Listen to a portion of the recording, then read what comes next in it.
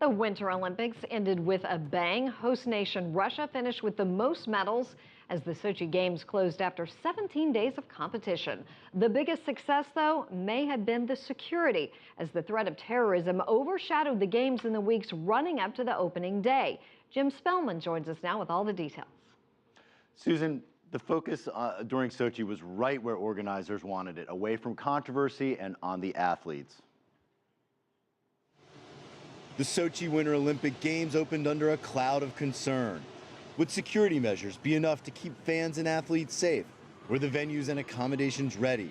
Would politics overshadow the athletics? With the Games complete, it's clear the Sochi Olympics have been largely a success.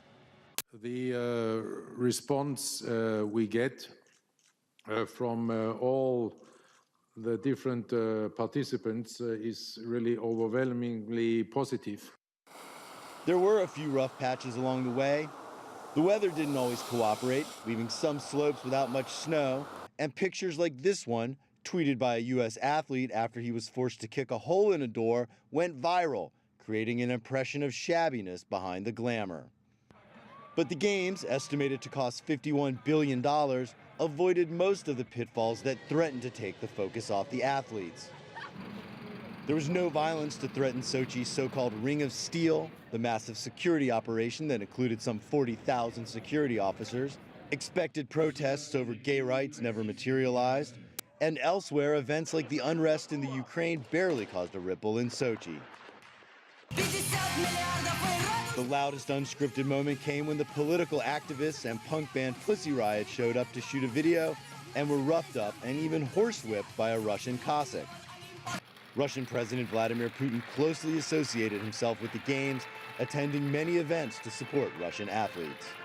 Mr. Putin has been playing an important role in the preparation of these Games. Only with his efforts by the government and by the Russian people, such a big success was possible. And it was a very good year for the home team, with Russia bringing home 33 medals total, including 13 gold. U.S. was next with 28 medals, Norway with 26. The next Olympics will be the 2016 Summer Games in Brazil, followed by the 2018 Winter Games in South Korea. Susan, I love the Winter Olympics. How about you? Like winter or summer? Oh, I like the winter. The downhill skiing, you wonder how those people can fly down the mountain with the best accuracy. It's very interesting. When you look at the medal count here, these are all traditional long-time powerhouses. But we could see some new competition for some of these sports, especially in some of the newer sports, the snowboarding sports, ski cross, the things in the half pipe. Today, as they were winding things up, the head of the Chinese delegation for Olympic athletes said that they haven't been able to compete against these long-time European countries with these long traditions of downhill skiing, but they feel like they can be a force for these newer events, often that originated in the U.S., so we may see some new players on this top rung of medal winners come 2018. We know where they're the strongest, on the table tennis court, obviously, and in gymnastics. So they'll be able to show that off in Brazil. Brazil this year has the World Cup, and in 2016 they'll have the Summer Olympics again. You can bet that they've been paying close attention to how Russia has dealt with the pluses and the minuses of the Sochi Olympics as they get ready for these two major events. That's right, and congrats to the Russians for putting on a first-class event. They had all the money in the world behind them, but they did it and it went off without a hitch. Very glad. All right, thanks a lot, Jim Spellman.